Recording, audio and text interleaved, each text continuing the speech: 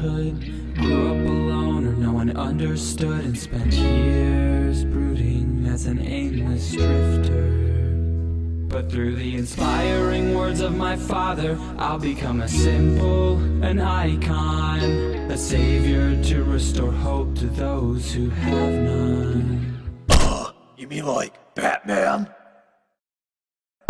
I traveled the world as a bearded outcast to discover who I am. And they're done that. My friends only speak to me in exposition and speeches of how important and unique I am. If you ask me my life story, I would tell it to you out of order and disjointed. I often have flashbacks out of nowhere about how important my destiny is. And they're done. I wear a dark tight costume with a long flowing cape too. I think we shop at the same store. I have a wise father figure who isn't my father at all. Suck my balls. I'm Superman, I'm the freaking Man of Steel. I can do what I can, I am the real deal. I'm the most unique superhero that this world's ever seen. Except for me. I'm mentally depressed and psychologically tortured. Not special.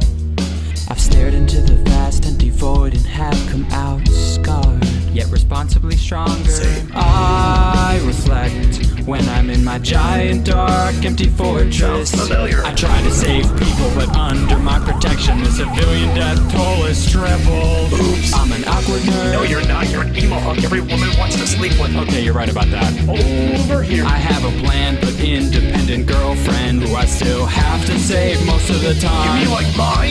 Listen up, twerp.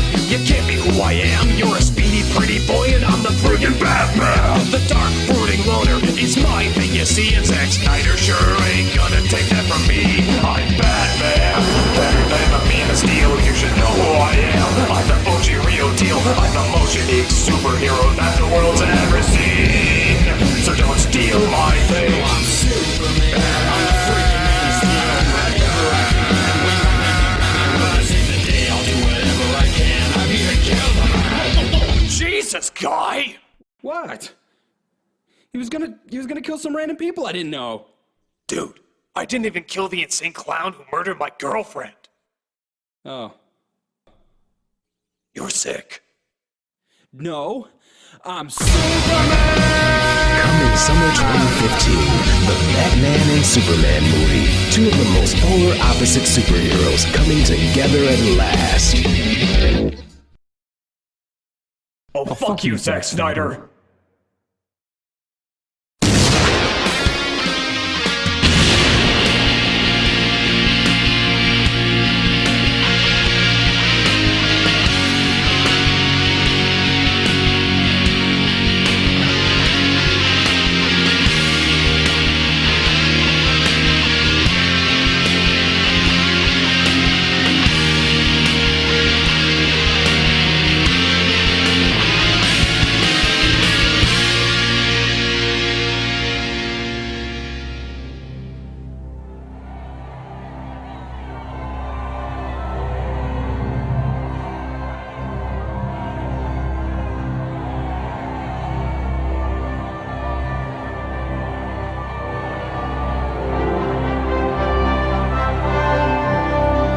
Can be a great people they wish to be.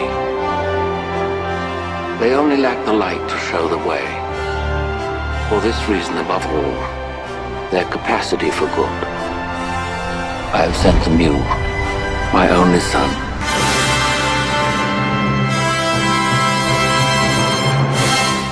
Man of Steel sucks! Man of Steel is freaking awesome and you know it! Yeah, maybe for blood-hungry psychopaths, but for those of us who love an American icon, it's bullshit! This is a new kind of Superman critic. He's obviously not the one we grew up with. Yeah, that one made sense! What, time traveling? Flying around the world? Mostly made sense. You just can't accept the fact that this is something new. And while we all know that the first two films are legendary, it's time for a different way of looking at this story that's been told 1,000 times the same way. Okay, look, I'm sick to death of that bullshit argument, so I'll tell you what. I am willing to look at this in a new light. Because, hey, we should be willing to accept things from a new point of view. I will still try my best to accept this as its own unique thing, without drawing any references from the original movies. Deal? Deal. But you have to acknowledge that when a moment sucks, it fucking sucks, no matter how much testosterone-filled bullshit is in it. I make no promises. Joe! Alright, fine.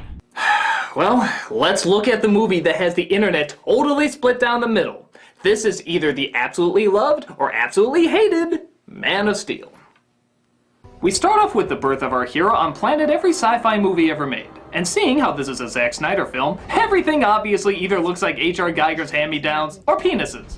Look at these things! Tell me that doesn't look like the Little Mermaid poster! I actually quite like the new Krypton look. Sci-fi, medieval mesh, interesting wildlife, but I suppose the floating robots do look a bit like the hairdo in The Last Airbender. Oh, no, we have interpretations of that in barbed wire. As our High Council is wearing what I assume is Krypton's version of mini roller coasters. Are you seriously suggesting that we evacuate the entire planet? No.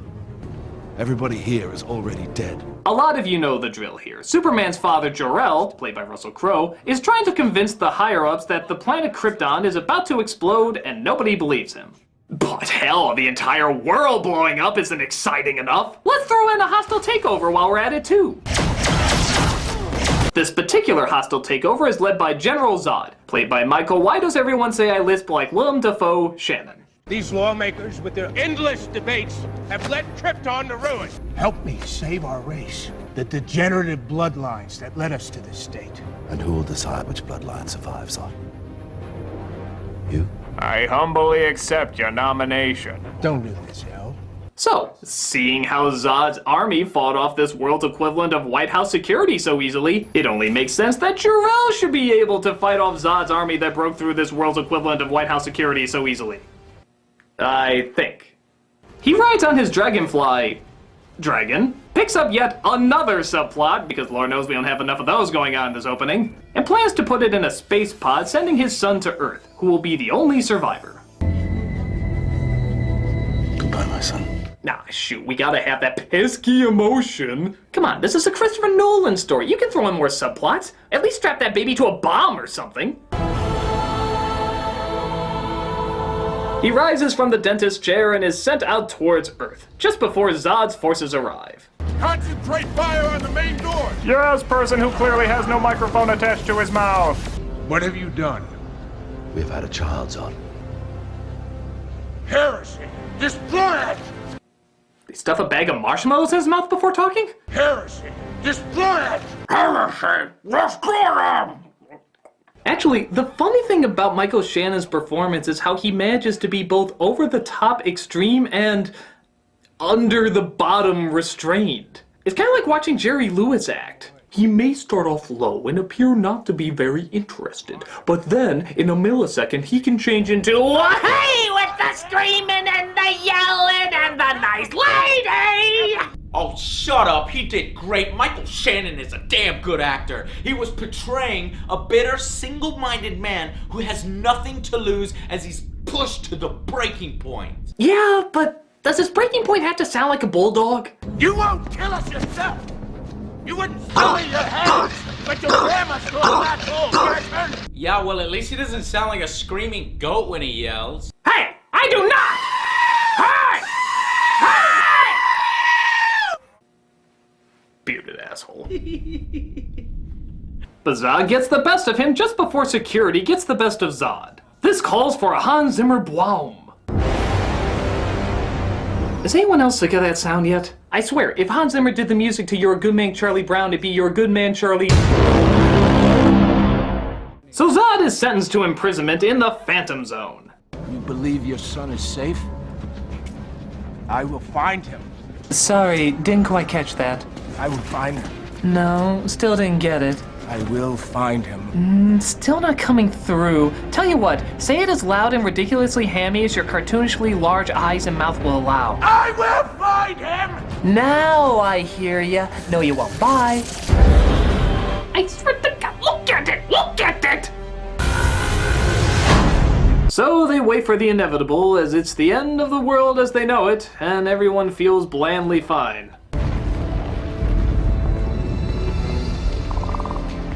Lady Laura. Shouldn't you find refuge? What? I can't hear you over the incredibly quiet destruction of the world. There is no refuge, Kiro.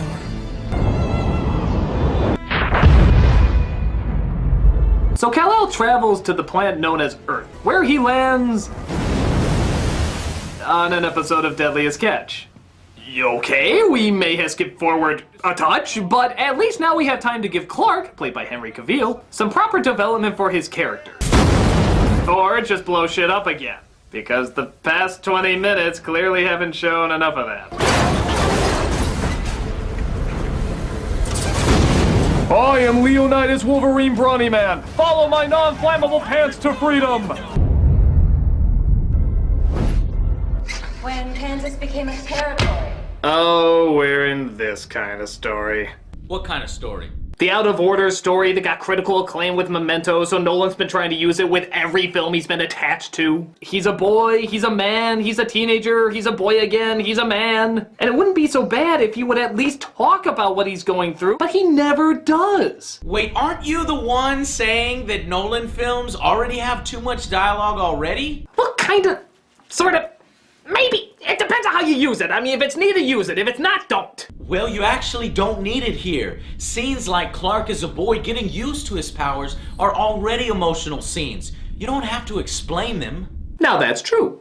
Scenes like this are good on their own, but we're getting background on a guy whose personality we're never given time to know. Look at this. We have a flashback to his childhood, and then we cut back to present time. Then literally 1 minute later, we get another flashback to his childhood. Welcome back. Missed ya. They never give any time to understand this guy. I've got to know the personality of my minute rice more than I have this person. So what's wrong with that? Lots of us constantly get flashbacks out of nowhere about their troubling childhood. Joe? What's that, Papa?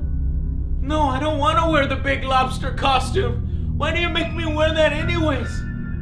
No, Papa, no, not the nipple tasers, please! I think the less I know about this, the better. So after countless moments of intense scenes and harsh action, what is this flashback gonna show? Some intense scenes and harsh action. Wow, this film's running the gamut of all 2 things that can be done with a movie. So young Clark saves the bus of kids, which leads to the dismay of his father, John Kent, played by that voice box that sounds like Kevin Costner. Or maybe it's just Kevin Costner. They're pretty easy to mix up. We talked about this. Oh, Clark, you have to keep this side of yourself a secret. And this, of course, gives way to one of the most controversial parts of the movie. John Kent saying he should have let the kids on the bus die. What was I supposed to do? Just let them die?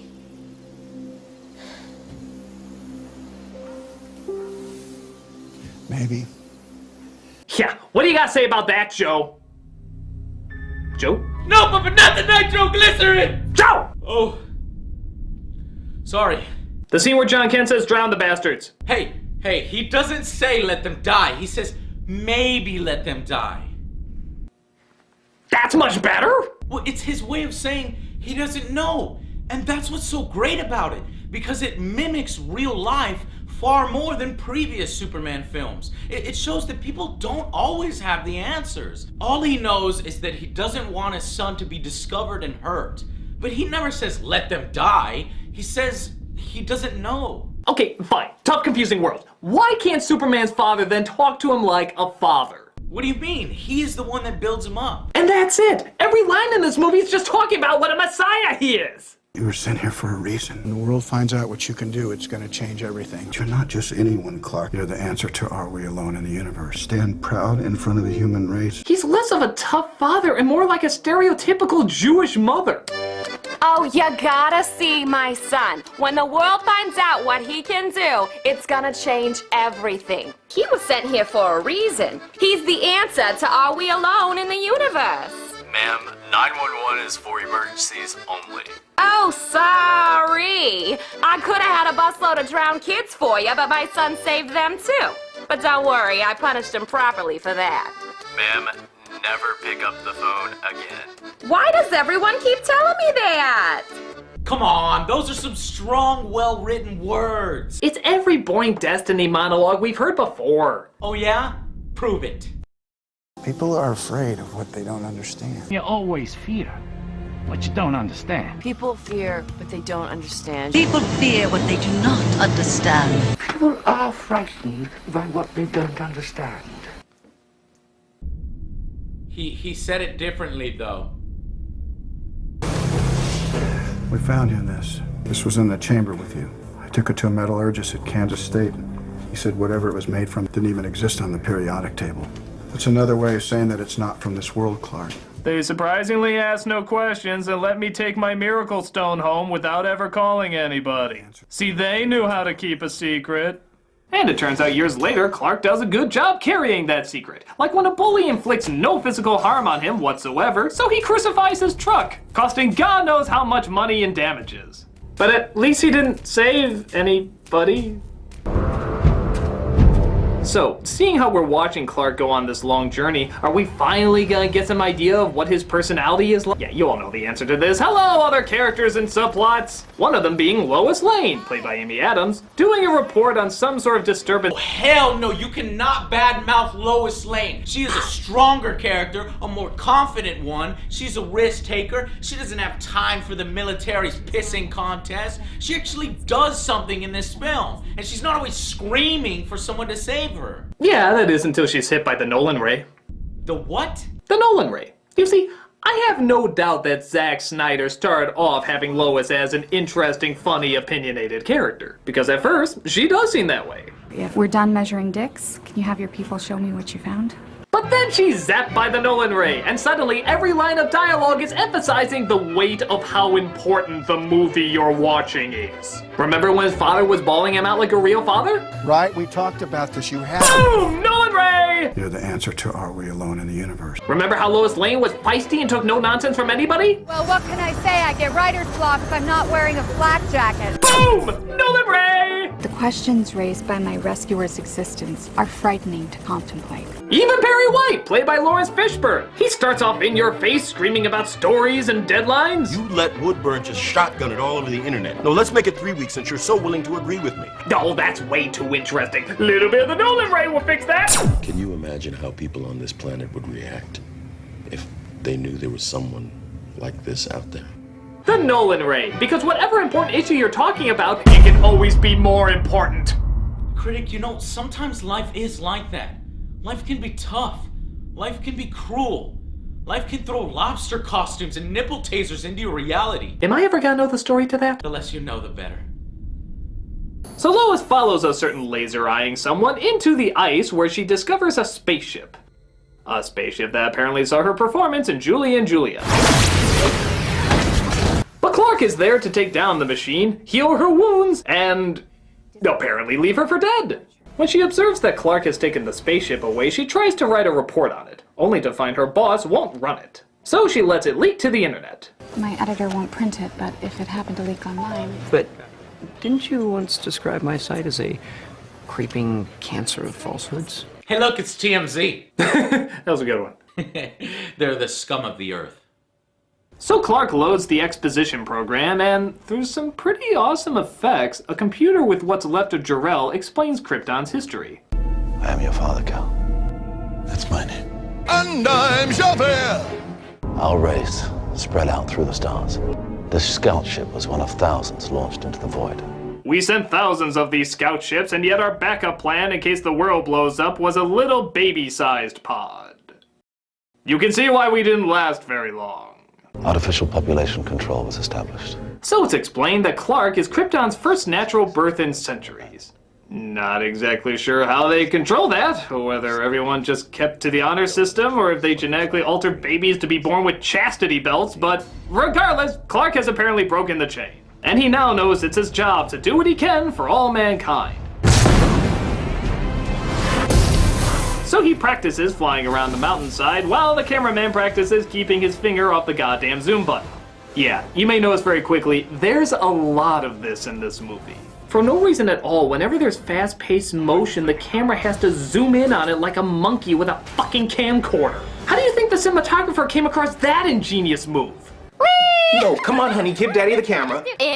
No, I have to show Mr. Snyder my test footage for Man of Steel tomorrow. Please, no, come on, honey. Give it back. Not the self-destruct button, no!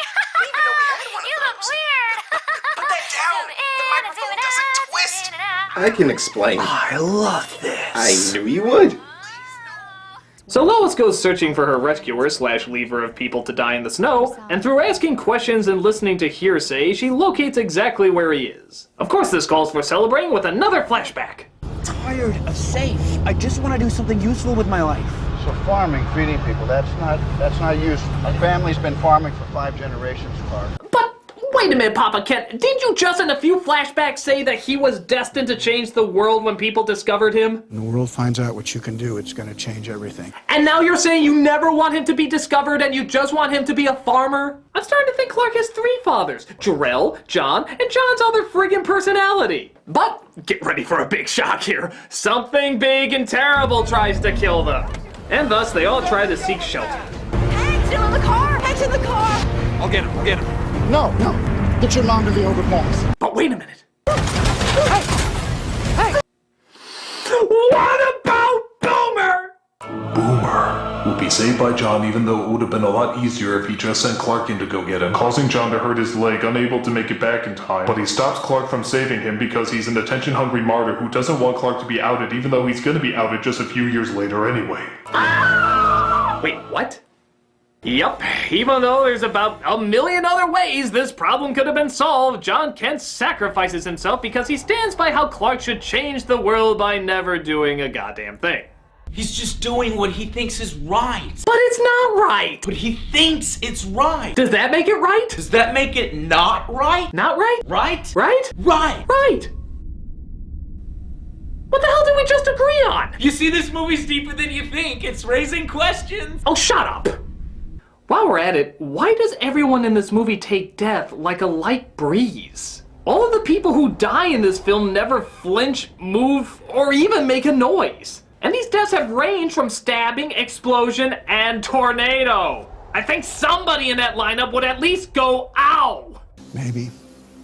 Well, the movie's tired of waiting for Clark to actually do anything, so General Zod appears on the Monarch ship to threaten the world to hand him over. I think whoever's at the helm of that thing is looking to make a dramatic entrance. Thanks for the arrow, by the way. We never will have known what we were supposed to look at. You are not. My name is General Zod. I come from a world far from yours. So it looks like their ability to take over all of Earth's video footage understandably gives a barely visible picture. But for some reason, that sound sure seems crystal clear. To Kal-El, I say this. Surrender within 24 hours. And tell Nash thanks for the microphone. It works great. No problem, tyrannical overlord!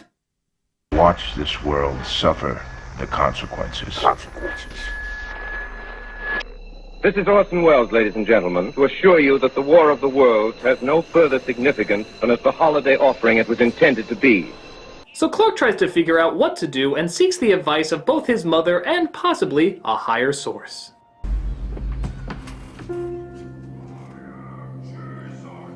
What is that? I don't know where to start. Wherever you want. I can't make that out. What is that? Do you know why they want you? No. I can't hear you of your obvious symbolism! Jesus! I am Jesus! We got the point, okay? Go to the next scene! Go to the next scene! Jesus! So Clark reveals himself and surrenders to the military, who have also brought in Lois, seeing how she's the only one who knew anything about his existence. What's the S stand for? It's not an S. On my world, it means hope. Well, here it's an S. Oh, I could look at your ass all day. Really? Hey, you done worse! IS titties! IS and titties! IS titties! IS and titties! So he convinces humanity that he's not a threat, and that he's going to hand himself over to Zod. Humanity goes, okay, and lets him turn himself in to Zod's second-in-command, Feora. But she also seems to want Lois to go with too. General Zod would like this woman to accompany me. It's all right. I'll go. We also got Julie and Julia on planet Krypton. You will pay for costing Meryl Streep an Oscar. As if she doesn't have enough. Shut up. So they go aboard Zod's ship, but Clark has a hard time adapting to their atmosphere. What's happening to him? He's rejecting our ship's atmospherics. Hello, Cal. Welcome to my weird mental thingy. I and my fellow officers were sentenced to the Phantom Zone. So Zod explains how they were freed once Krypton was destroyed and how they got the ship working to travel to Earth to find him. I will find him! Yeah, we remember. He explains that the codex for all living things on Krypton is in his possession, and so he has the power to make Krypton live again. If Krypton lives again, what happens to Earth? The foundation has to be built on something. You know, is it really wise to tell your only hope for the future of your race that you're going to destroy his place that he calls home? Wouldn't that kind of make him resistant and thus make things go a little slower? Maybe this wasn't what he was supposed to see. Maybe they accidentally put in the wrong program to show him. If I give you the codex, what happens to Earth? The foundation has to be built on something. No, no, no, no, no, no, no! No, no! Skulls! Skulls everywhere? Who does that? You can't. This isn't going to make him happy. It'll turn you into a raving psychotic. Run the happy program. The happy program! See? Much better. Look, we've got dancing bunnies here, and oh, look at the flowers all smiling. And oh, there's even a unicorn riding a marshmallow rainbow. Isn't that adorable? You'll stay here until we remember the incredibly important reason we brought you on board. Does anyone remember why we brought her on board? This gives her a chance to use Jor-El in a box as they plan what I have to admit is a pretty awesome escape. Thanks to you, I'm uploading into the ship's mainframe. To your right, fire. Behind you. Oh my god! I want this guy as an AI on my next first-person shooter game.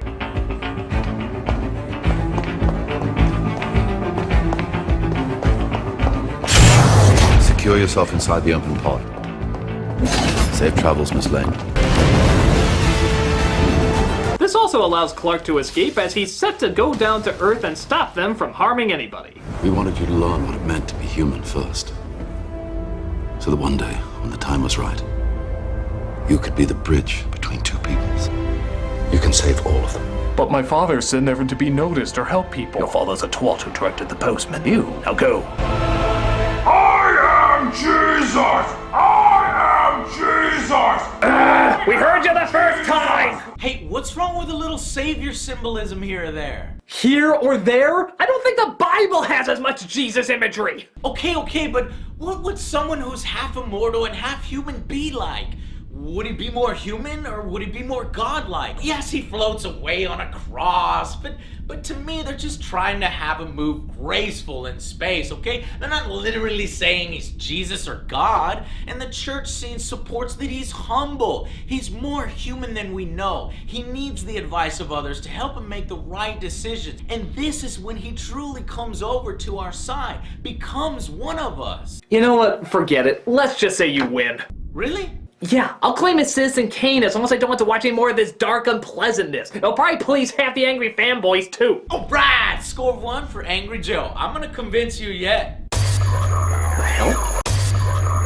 You know, how come my show is so easy to hack? I come from a world far from you. I've traveled over the ocean of stars to reach... Oh, hold on a second. Why the hell do we still have dial-up? This is General Zod. I've been watching your little review and am displeased to discover that you are giving it a positive rating. Yeah, he loves it now. It's like one of his favorite movies. Shut up, Joe. Perhaps you're unaware of how many people watch you, Nostalgia Critic, and how much I personally despise the film you are currently reviewing, and how easy it would be for me to rearrange your testicles so that they look like Jackson Pollock droppings. That joke's on you, Zod. Once the critic makes up his mind, nothing changes it. Joe? You can literally rip his intestines out with an onion peeler. Joe? Or you could suck out his eyes with a vacuum hose. Joe? Or you could put him in a lobster costume and hang him upside down over a pit of ferrets injected with venom. Joe! Surprisingly, this isn't helping. Look, Zod. Hold on, I'm writing that last one down. Zod, the review isn't done yet. I'm gonna watch it all the way through. Very good. And if you don't hate it, I will make sure that the corpse they find of you they will never recognize as a corpse. Hey, that's not fair! Critic, if you go back on your opinion, you're gonna have the whole of the internet hounding you down like an animal.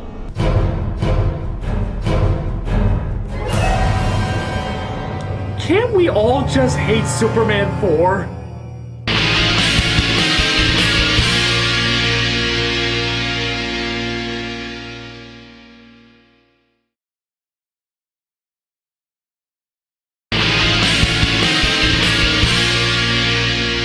So Clark, or as some people are calling him now, Superman, gets Lois out of the escape pod before it explodes. Aw, what a charming romantic no time for that here. We got exposition to spew. I didn't want to tell them anything about you, but they did something to me. They looked inside my mind. It's okay, Lois.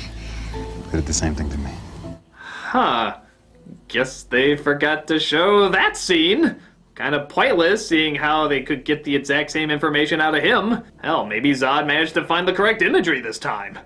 You see, Miss Lane, all of this and more can be yours if you just give us the information we require. Even the unicorn riding the marshmallow rainbow? Even the unicorn riding the marshmallow rainbow.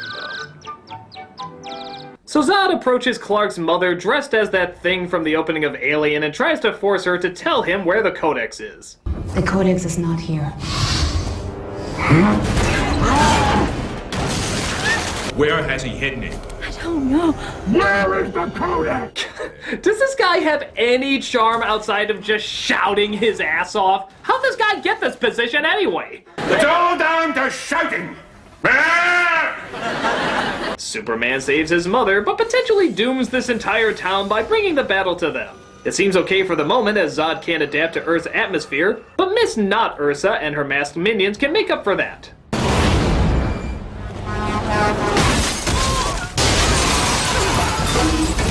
I'm sorry, sir. The red, white, and blue pancakes are at Denny's. I appreciate your enthusiasm, though.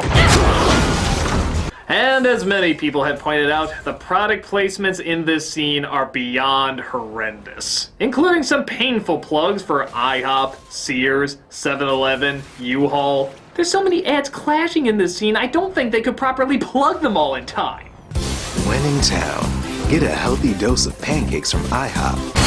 Oh wait, when you need a little pick-me-up, grab a slushie from 7-Eleven. I mean, when you're looking for clothes for any occasion, Sears is the place for you. Moving soon? Let U-Haul handle all of your services. Oh, now you're not even trying. Alright, I'll give you that one. There is way too much of that in the film. But Critic, you have to admit, the action scene is still amazing. What, with countless plugs and people dying left and right? Come on, you know your inner man-child can't look past how amazingly awesome the wanton destruction is.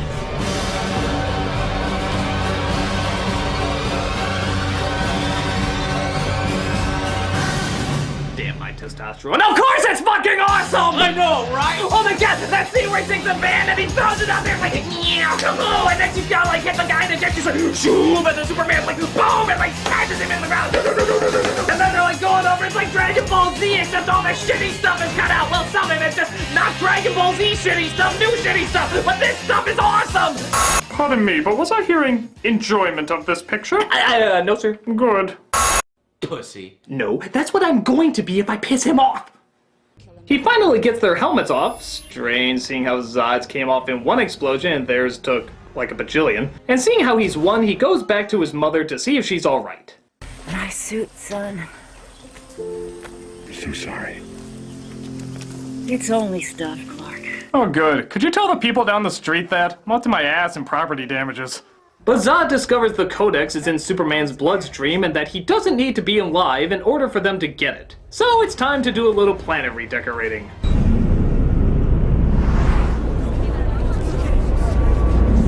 Ladies and gentlemen, because you've never seen the destruction of a major city in a summer blockbuster before, we give you that thing we just said.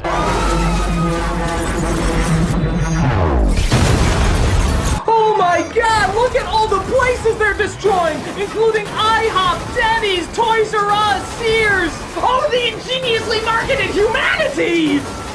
So two machines on either side of the world start leveling the planet. This calls for Star Trek-style mumbo-jumbo mixed in with a simple analogy the audience can understand.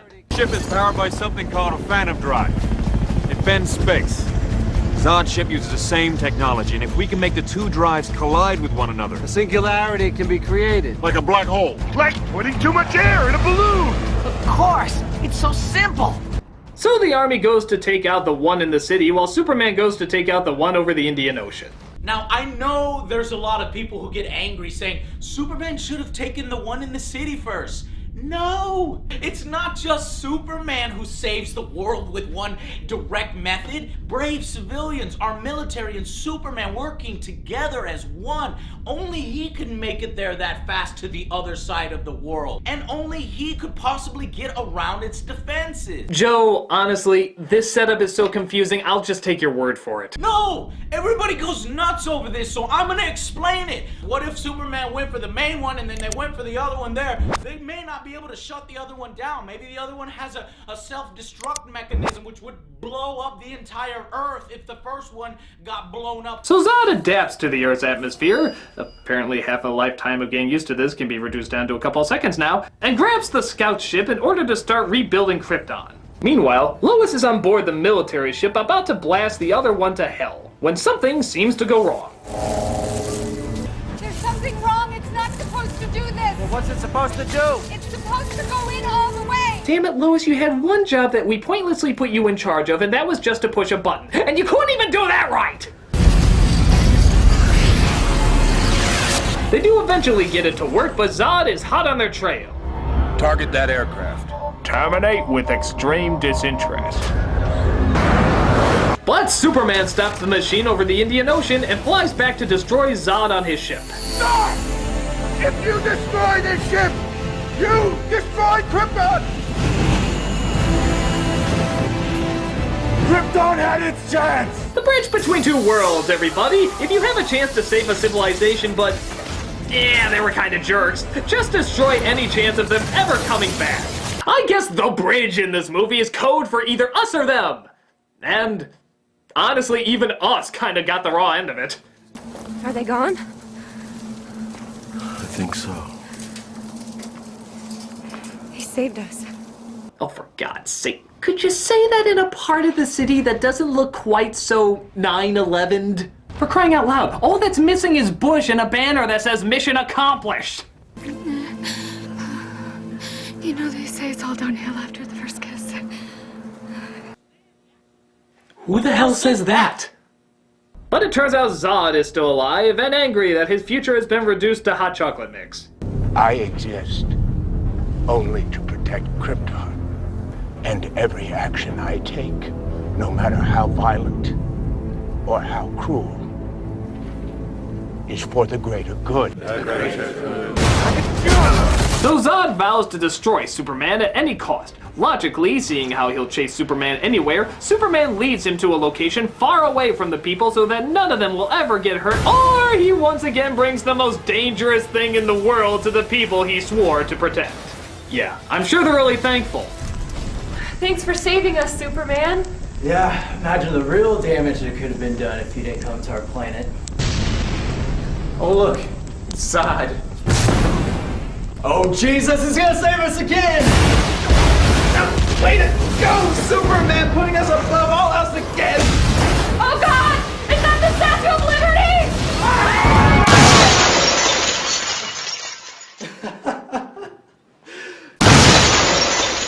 Superman gets him in a headlock, but Zod vows to make what he supposedly cares for most suffer.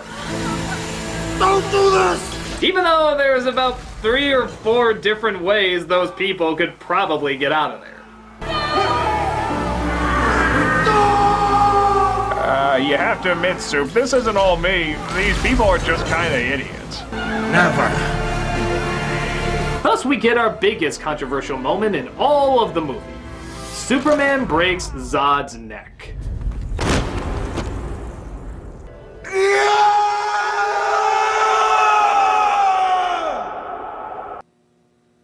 Really? Nothing from you on that one, Joe? Oh. And that's how it saved Christmas with a lightning gun!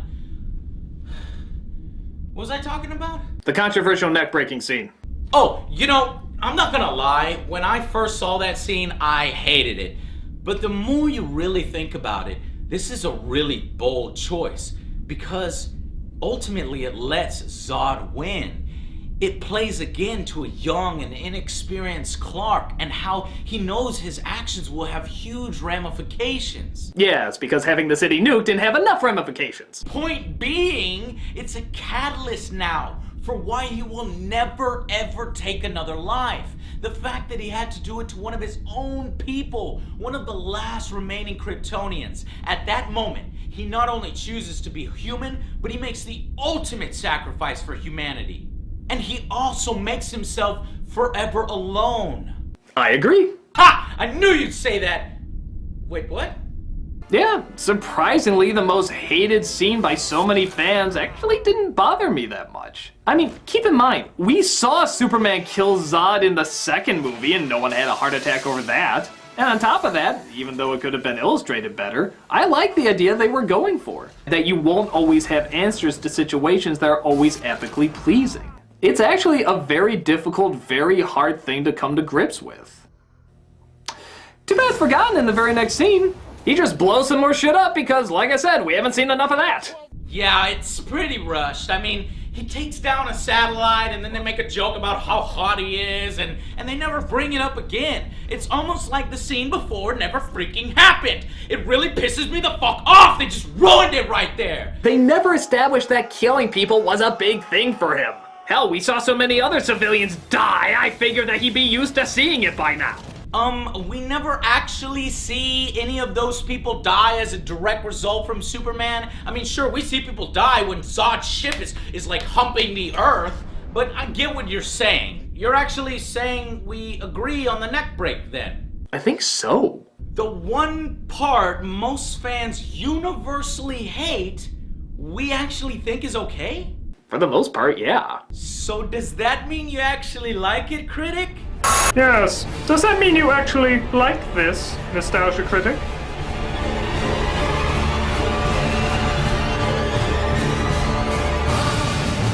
I still think this movie is awful! Oh, come on, man! Ha! No, I'm sorry. I just think it's terrible. There are some things I like. All the actors to play these roles are good choices. The action scenes are awesome. And though I like the more upbeat Superman, I'm open to the idea of a darker version. But these characters have no identity. Outside of their job and how they look, you wouldn't even know that this was Clark Kent or Lois Lane if they didn't call them Clark Kent or Lois Lane. The millions of subplots are not needed and get in the way of any emotional connection we want to make. The incoherent storytelling is pointless and annoying, and as a superhero, he lets way too many people die in this. Even if he took Superman's name off of this, I still wouldn't like this stupid, illogical mess. I think you're totally wrong, Critic. Everything you just said.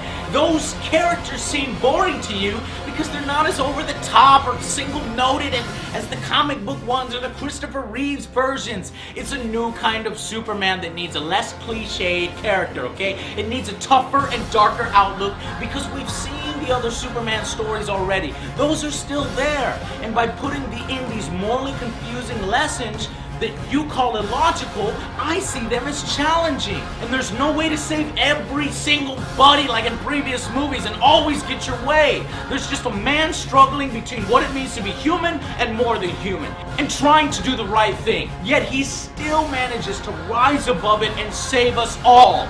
This movie is awesome. Oh please, you Houstonians will read too much into anything! Why don't you say that to my fist, Hair Gel? Oh, look who's talking! That's why They can be a great people they wish to be. They only lack the light to show the way. For this reason, above all, their capacity for good. I have sent them you, my only son. I think I understand now. Joe, I will never like this movie. I think it's an insult to everything Superman stands for, and I will never understand how you could actually like it. Oh, nice. But just because I can't see how doesn't mean I can't understand why. Oh, because I'm a blood-hungry psychopath, right? No! I mean, you are, but that's not why I think you like it. When I see this movie, I see people dying for the sake of getting violent, craving teens in the seats. But that's not what you see. You see one of your favorite superheroes being tested and put through a greater challenge than ever before. And by having him witness and go through so much intensity, it makes his challenges seem greater and his struggle all the more interesting. For you, and probably a lot of the people that enjoyed this movie, you're seeing the Man of Steel go up against some of the greatest evil that he's ever gone up against, because of how much damage he does. So when he rises up, you can feel all the more proud of what a terrible thing he stopped. It's not craving dark, horrible things like a maniac, it's seeing someone fight against those dark, horrible things.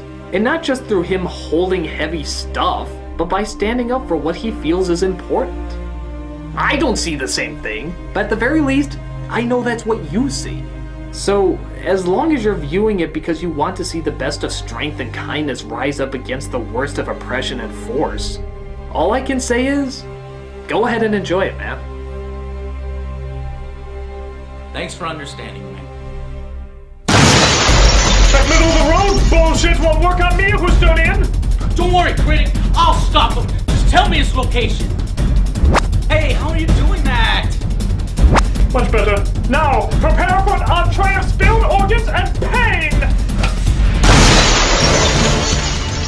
Oh, for Christ's sake, will you guys stop punching holes in my ceiling? Here to stop you again, Zod. Stay back, Superman, or the critic's toast! Careful, Zod. You know what I can do. Oh yeah, what are you gonna do? Kill me? You break my neck, you'll have message boards all over you like an unemployed writer at Starbucks! So come on, big man, what are you gonna do?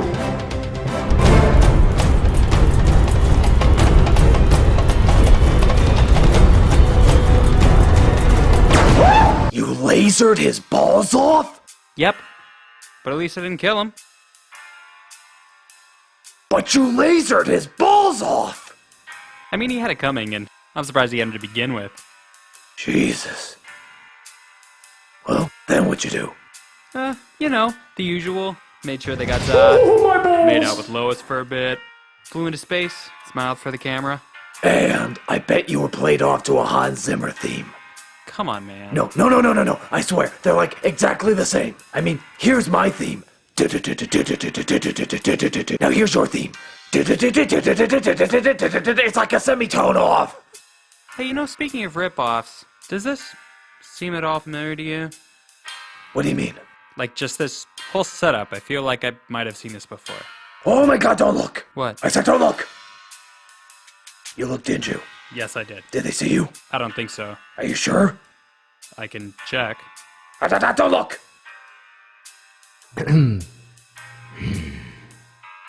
They're looking right at us. Just keep your eyes down on the table. Hey. Hey. Batman doesn't have a beard! We don't hear that. But we're keeping our eyes down on the table. I'm Superman, I'm the freaking Man of Steel. I can do what I can, I am the real deal. I'm the most unique superhero that this world's ever seen. Except for me. I'm mentally depressed and psychologically tortured. Not special. I've stared into the vast empty void and have come out scarred, yet responsibly stronger. Same. I reflect when I'm in my giant dark empty fortress. Sounds familiar. I try to save people, but under my protection the civilian death toll is tripled. Oops. I'm Superman, I'm the freaking Man of Steel. I will find him!